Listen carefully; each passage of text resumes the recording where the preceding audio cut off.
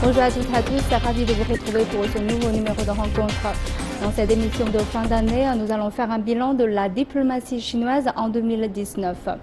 Braver les vagues et avancer avec détermination, c'est ainsi que le ministre chinois des Affaires étrangères qualifie le travail diplomatique de la Chine en 2019. Pour lui, l'année écoulée est une année de turbulence et de défis croissants. Les défis ont-ils été bien relevés? Quelles sont les lignes directrices de la diplomatie chinoise à l'heure actuelle? Et quand le président chinois parle de diplomatie de grands pays à la chinoise, de quoi parle-t-il exactement? Et les concepts diplomatiques chinois enracinés dans la philosophie traditionnelle chinoise sont-ils capables d'apporter une contribution originale à l'ordre mondial actuel? Aujourd'hui, nous allons en discuter avec nos invités. J'ai le plaisir d'accueillir sur notre plateau M. Wu Zexie, notre commentateur spécial, ancien diplomate, et M. Xia Guohan, chercheur à l'Institut de Chahar, vice-secrétaire général du Centre d'études européennes de la Fondation Grandview. Bienvenue sur notre plateau. Bonjour. Alors, on voit que le ministre chinois des Affaires étrangères a utilisé les mots comme braver les vagues, turbulence, défis croissants. Est-ce que cela implique que l'année 2019 est une année extrêmement difficile sur le plan diplomatique pour la Chine? En effet, ce qu'on constate, c'est que cette année, le monde entier continue à faire face à de multiples défis. Et surtout, cette remontée tenace du protectionnisme, de l'isolationnisme, du populisme, etc., de la part de certains pays surtout. Certains pays imposent d'ailleurs la politique du plus fort en recourant toujours à cette vieille mentalité de l'hégémonie mondiale. Et en même temps, on connaît toujours une situation économique morose sur le plan international. Malgré le fait que certains pays ont réalisé des performances, comme la Chine. Évidemment, il ne faut pas oublier non plus que, malgré tout ça, la tendance dominante de l'évolution de notre monde, c'est quand même la recherche de la paix et du développement. La majorité des pays dans notre planète aspirent à la paix et au développement. Et à chaque occasion, ils font entendre leur voix. Ça, c'est un point à ne pas oublier. Pour moi, je pense que c'est une description pour un changement de l'environnement mondial. On a quelques groupes de traduction comme M. Wu a déjà mentionné. Protectionnisme tout d'abord, et globalisation et anti-globalisation. Élitisme et populisme. Comme on a rencontré par exemple le Brexit en train de continuer. Et aussi le maillot jaune en France, qui a déjà duré pour une année entière. Ce n'est pas cassé jusqu'à maintenant. Oui, c'est une année très compliquée pour la Chine. Mais pour moi, je pense que l'année 2019 est une année de combinaison d'opportunités et risques en même temps. Je pense que pour la Chine, il faut s'habituer à cette tendance potentielle dans le futur. Puisque le rôle de la Chine dans la scène internationale a déjà changé. Auparavant, la Chine est un acteur qui s'efforce toujours à intégrer le système mondial, organisé et créé par le monde occidental principalement. Mais dans le futur, la Chine va changer le monde via changer elle-même. Vous avez mentionné que la situation est très complexe. En fait, face à cette situation complexe, quelle est la ligne directrice de la diplomatie chinoise à l'heure actuelle? Et surtout, on sait que le président chinois a évoqué à maintes reprises cette diplomatie de grands pays à la chinoise. Donc ça nous évoque comme les socialismes de caractère chinois. Donc qu'est-ce qu'il veut dire exactement? Bon, il ne faut pas oublier que dès la naissance de la Chine nouvelle, au début des années 50, la Chine a proposé les 5 principes de coexistence pacifique. C'était à la fin de l'année 1953. C'était le premier ministre chinois de l'époque, M. Zhou Enlai, qui a annoncé ces 5 principes, à savoir non-agression mutuelle, non-ingérence dans les affaires intérieures des autres, respect mutuel de la souveraineté et de l'intégrité territoriale des autres, égalité, avantages réciproques, finalement, coexistence pacifique. Ce sont des piliers de la diplomatie chinoise. Ce sont des principes qui sont toujours observés, respectés, proposés par la Chine au monde entier. C'est en fait sur la conférence de Bandung, si je me rappelle, avec les pays en 2 ans après, développement tout à fait, 2 ans après avoir lancé ces principes, lors de la conférence de Bandung, les pays de l'Asie et de l'Afrique ont adopté ces mêmes principes. Et aujourd'hui, je crois que la majorité des pays, y compris les organisations internationales comme les Nations Unies, ont adopté ces principes. Ce sont encore une fois des piliers de la diplomatie chinoise. Lorsque le président Xi Jinping évoque la diplomatie de grands pays, ou la diplomatie à la chinoise, ou bien la communauté de destin pour l'humanité, c'est fondé sur ces mêmes principes. D'accord? Vous voyez, ce sont des principes qui conviennent à tous les pays du monde, surtout les pays en développement, qui se sont affranchis justement de l'époque de colonisation. Moi, je voudrais ajouter d'autres choses. Théoriquement, principalement, la Chine a toujours auparavant, la Chine a toujours 4 lignes directrices de la diplomatie chinoise. Tout d'abord, la diplomatie de grands pays. Ça veut dire, hors de la Chine, c'est les États-Unis, la Russie et l'Union européenne, comme une unité super étatique. Deuxièmement, c'est la diplomatie de pays diplomatie de la périphérie. Ça veut dire comme Japon, Corée du Sud, Corée du Nord, etc. Et troisièmement, c'est la diplomatie de pays en développement, comme l'Inde, le Brésil. Et quatrièmement, c'est la diplomatie d'organisations internationales, comme l'ONU et comme WTO. Et je pense que les années récentes, la Chine a ajouté 2 autres lignes directrices de la diplomatie. C'est le domaine de travail principal, ce que j'ai compris. Oui. Tout d'abord, c'est la diplomatie à domicile. Par exemple, le second sommet de ceinture et de route. C'est pour utiliser cette plateforme pour raconter de l'histoire chinoise au monde entier. Et dernièrement, c'est la diplomatie publique, puisque la différence entre la diplomatie traditionnelle et la diplomatie publique est que traditionnellement, c'est entre le gouvernement chinois et le gouvernement occidental, le gouvernement étranger. Mais la diplomatie publique, c'est entre le gouvernement chinois et, par exemple, les entreprises étrangères et la société civile. Et pour la communauté de destin pour l'humanité, je pense que tout d'abord, c'est pour résoudre le déficit de la gouvernance globale. D'après moi, il existe 3 niveaux. Tout d'abord, on l'appelle la coexistence.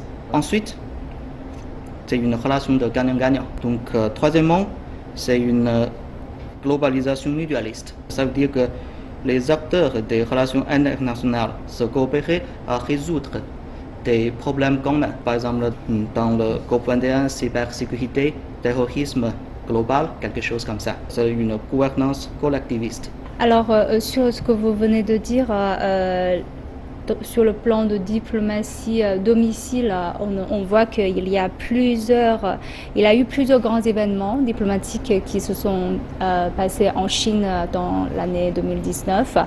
Par exemple, d'abord, c'est le forum Ceinture et Route pour la coopération internationale, et puis la conférence sur le dialogue des civilisations asiatiques et l'exposition horticole internationale, et enfin la foire internationale des importations de Shanghai.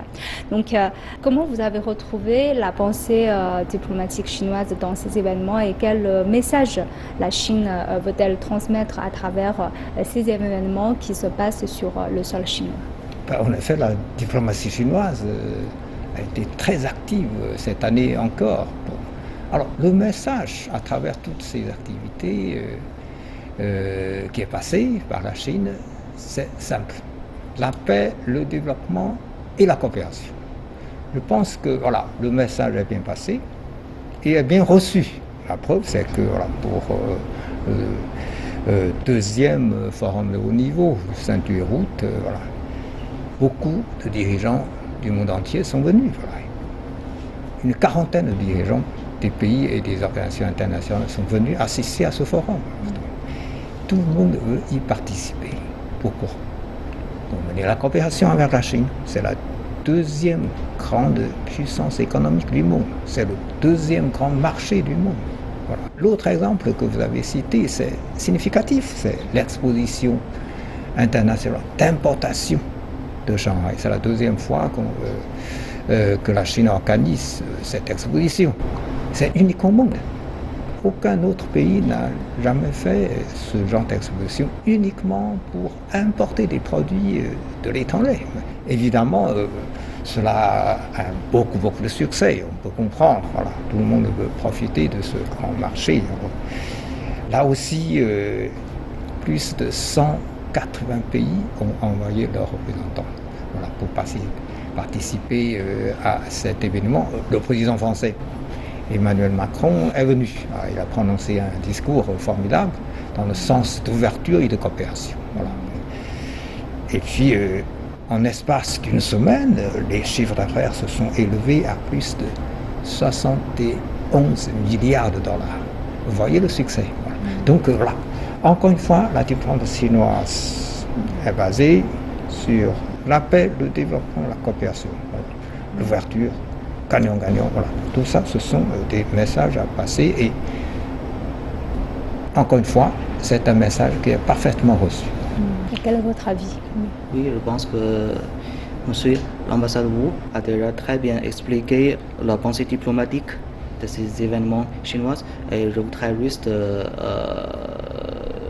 raconter très brièvement des domaines concernés que ces conférence. Tout d'abord, la conférence de le second sommet de la route de la soie, c'est pour raconter que la Chine supporte le mutualisme.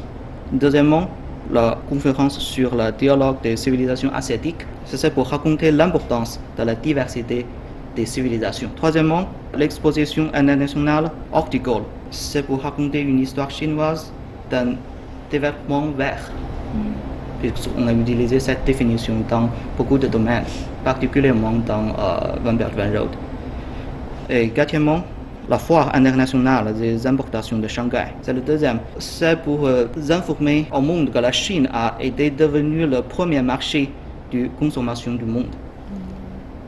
Et dans le futur, le développement de la Chine va partager des bénéfices pour tout le monde.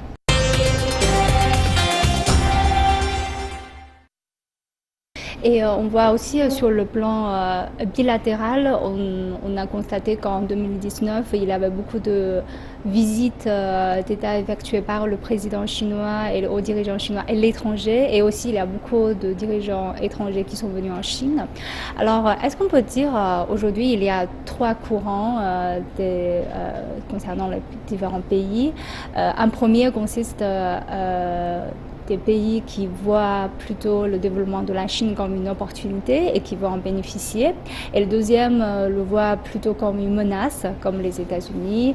Et il y a aussi un troisième groupe qui hésite encore un peu. Est-ce qu'on peut dire ça? Est-ce que la situation est assez complexe pour la Chine au niveau bilatéral? À mon avis, il ne faut pas classer les pays suivant cet angle. Pourquoi? Parce que dans chaque pays, vous pouvez avoir des opinions différentes. Il y a des gens qui voient les choses de façon plus objective, plus rationnelle, plus logique, plus lucide. Il y en a d'autres qui sont plus ou moins influencés par des préjugés, par le manque d'informations, par l'influence que les autres essayent d'exercer sur eux, etc. Donc, dans chaque pays, vous avez des différentes opinions. Donc, ça c'est une vérité universelle. Donc, encore une fois, il ne faut pas classer les pays comme ça, mais plutôt classer les opinions. En effet, il y a des opinions, comme je vous ai dit tout à fait, qui voient en Chine une opportunité de coopération. Il y en a d'autres qui ne connaissent pas suffisamment la Chine, surtout le développement actuelle de la Chine. Ils sont probablement surpris par la rapidité du développement de la Chine. Et puis il y a en effet une troisième catégorie des gens, des opinions, mais pas des pays. Ce sont des gens, soit par leur intérêt personnel, parce qu'ils ont intérêt à créer des ennemis, voilà, pour se faire entendre, pour des raisons électorales probablement, soit par un préjugé idéologique, voilà, parce qu'ils n'ont pas voulu regarder le monde en face, ils n'ont pas voulu voir la réalité de façon raisonnable. C'est vrai que le ministre des Affaires étrangères chinois Wang Yi a expliqué lors de cette conférence récente que concernant les différentes opinions, certains pensent que la Chine va défier les puissances traditionnelles une fois qu'elle sera devenue forte, et d'autres ont du mal à accepter que la Chine ait réussi à se développer sans avoir recours au modèle occidental. Donc, quelle est la position de la Chine aujourd'hui face à ces opinions-là? Très simple. La Chine continue à se développer. Ce qui préoccupe la Chine, c'est d'abord améliorer le niveau de vie d'1,4 milliard de Chinois. Donc le développement, personne ne peut empêcher le développement de la Chine. Et en même temps, la Chine, comme on a dit tout à l'heure, la Chine favorise toujours des échanges, des coopérations avec le reste du monde. La Chine contribue d'ailleurs énormément à la croissance économique du monde. C'est à l'ordre de 30%. Vous voyez, l'exemple de l'organisation d'importation de Shanghai est typique. Voilà. Donc la Chine, premièrement, se développe malgré certaines opinions hostiles. Deuxièmement, la Chine est ouverte, et de plus en plus ouverte pour coopérer davantage avec le reste du monde. Ce que vous avez mentionné comme phénomène intéressant de la part du ministre Wang Yi, c'est que certains ne peuvent pas accepter que la Chine ait réussi à se développer sans recourir au modèle occidental. Bon, c'est par préjugé, ça peut faire. Mais j'aimerais bien vous faire connaître que même ces gens-là, lorsqu'ils voient un autre pays qui adopte le même système occidental, mais quand les autres dépassent, ou constituent une concurrence, ils ne sont pas contents non plus. Vous voyez les guerres commerciales entre les États-Unis et l'Europe. Les États-Unis imposent une sanction contre les entreprises allemandes pour le fameux gazoduc. Et puis il y a aussi un conflit entre Boeing et Airbus, les deux côtés s'accusent mutuellement de subventions publiques, etc. Vous voyez, même pour le même modèle social, des pays peuvent entrer en conflit d'intérêts. Donc le monde est compliqué. Mais encore une fois, il faut, comme les Chinois, faire preuve de sagesse. Faire preuve de, au lieu de s'entretuer, il faut coopérer. Oui, d'après moi, tout d'abord, je suis d'accord avec M. Wu, il ne faut pas classer très clairement les trois groupes de l'opinion envers la Chine, puisque les relations internationales sont assez compliquées. Mais il faut faire attention que le monde occidental, soi-disant le monde occidental, n'est pas très unité. Même les États-Unis, c'est le leader du monde occidental. Mais il existe déjà des gaps de différence entre particulièrement les États-Unis et l'Europe. Et l'attitude de l'Europe contre la Chine ou contre la Russie est très intéressante. Par exemple, pour résoudre le problème de l'Ukraine, c'est la France et l'Allemagne qui organisent une réunion avec Poutine et avec le président de la Russie et le président de l'Ukraine, sans les États-Unis. Donc, pour la Chine, je pense que l'attitude de l'Europe est un peu neutre et instable pour maintenant. Peut-être dans le futur, puisque actuellement l'attitude des États-Unis contre la Chine est assez claire. Donc je pense que les relations bilatérales entre les deux doivent entrer dans une ère instable. Quelle est la dans les position prochains 10 ans. chinoise en fait? Quelle est la position chinoise aujourd'hui face à ces différentes attitudes? Par exemple, vous avez dit que l'attitude des États-Unis envers la Chine est assez claire et l'Europe, vous avez analysé aussi. Quelle est la position de la Chine? Bien sûr, la Chine voudrait se coopérer avec les États-Unis comme 30 ans auparavant, mais le changement, c'est les États-Unis, c'est pas la Chine. Donc, pour l'Europe, je pense qu'à partir de maintenant, la Chine voudrait tout d'abord soutenir l'intégration de l'Union européenne. Puisque maintenant, c'est une différence entre la Chine et les États-Unis. Les États-Unis sont partiellement contre ça.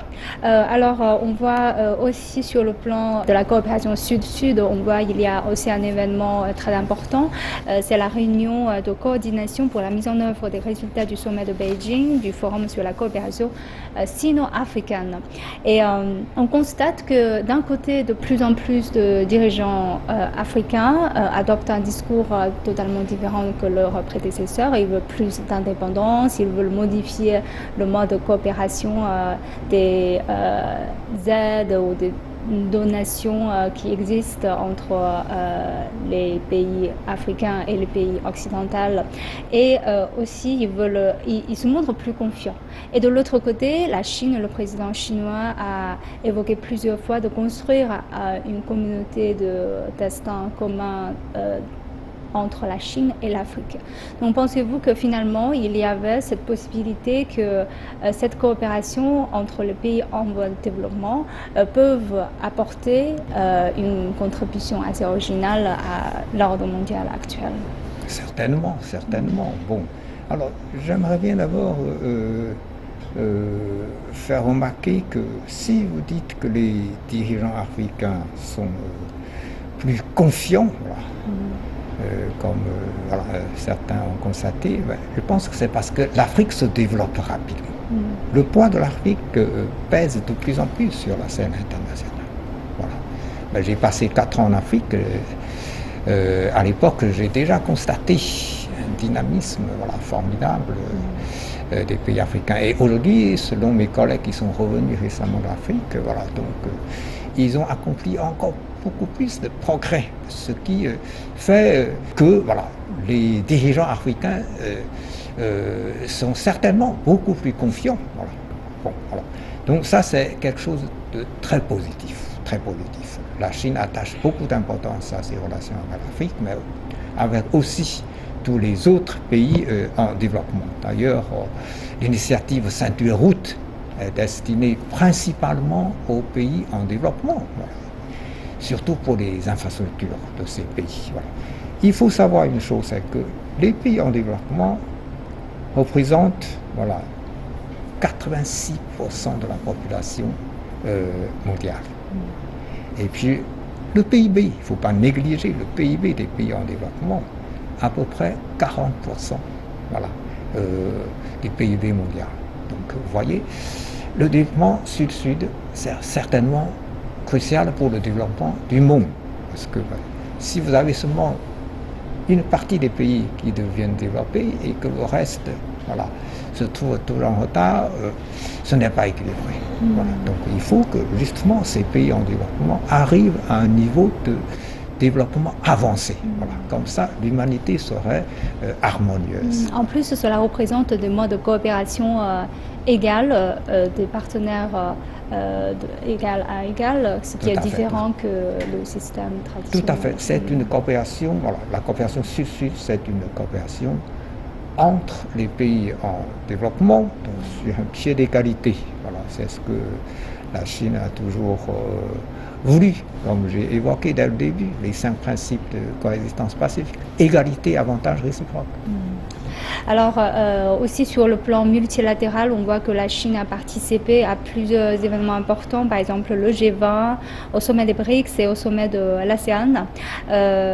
On sait que la Chine a toujours exprimé sa volonté de lutter contre l'unilatéralisme et l'hégémonie.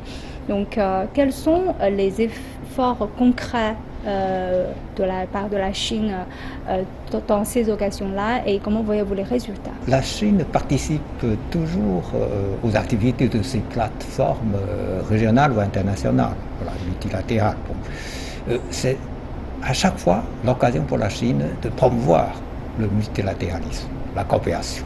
Voilà. Ce sont des plateformes très importantes. G20, vous savez, G20, c'est les pays développés plus les pays émergents. Ce sont les principales économies du monde. Et c'est l'occasion, évidemment, de traiter des grands dossiers. Voilà, non seulement pour le développement économique, mais aussi, par exemple, pour le changement climatique, voilà, la lutte contre le changement climatique. Voilà. À chaque fois, la Chine, et puis la Chine est le plus grand pays en développement, et puis la France, un pays développé, et puis les Nations Unies, qui est la plus grande organisation internationale.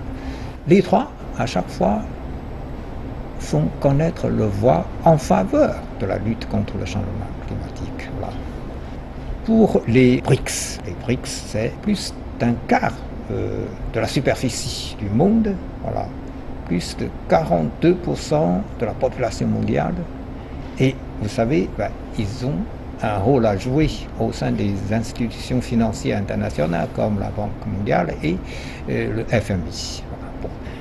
Et il y a beaucoup de projets de coopération qui se sont réalisés dans le cadre des BRICS. Voilà.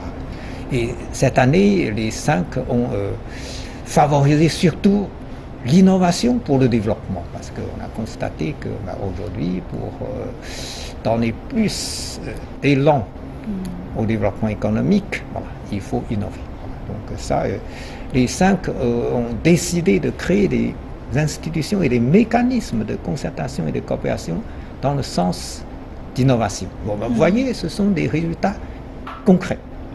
En direction de l'ASEAN, voilà, vous savez, ce sont nos voisins. Alors la coopération, c'est formidable.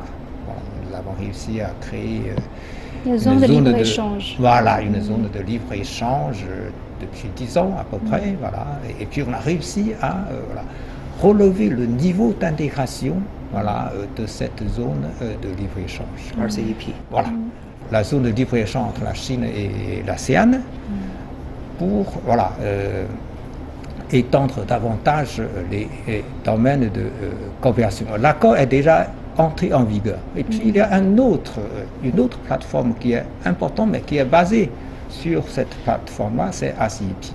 ACIP, on a réussi à voilà, boucler pratiquement les textes de l'accord, mais vraisemblablement l'année prochaine, ce sera signé. Ce sera signé. Pour la dernière question, je pense on va voir un peu comment sera l'évolution de la diplomatie chinoise l'année prochaine. Est-ce que la diplomatie chinoise, on voit qu'il y a beaucoup de pensées qui sont enracinées de la pensée philosophique traditionnelle chinoise. Est-ce qu'il y aura une contribution originale de la part de la Chine à l'établissement d'un nouvel ordre mondial? Bon, alors pour moi, la diplomatie chinoise continuera à être active. La Chine apportera certainement ses contributions voilà, au développement et à la paix du monde. L'année prochaine, la Chine organisera la 3e conférence ministérielle du Forum de coopération Chine-Amérique latine et puis 9e conférence ministérielle du Forum de coopération Chine-Monde arabe. Voilà.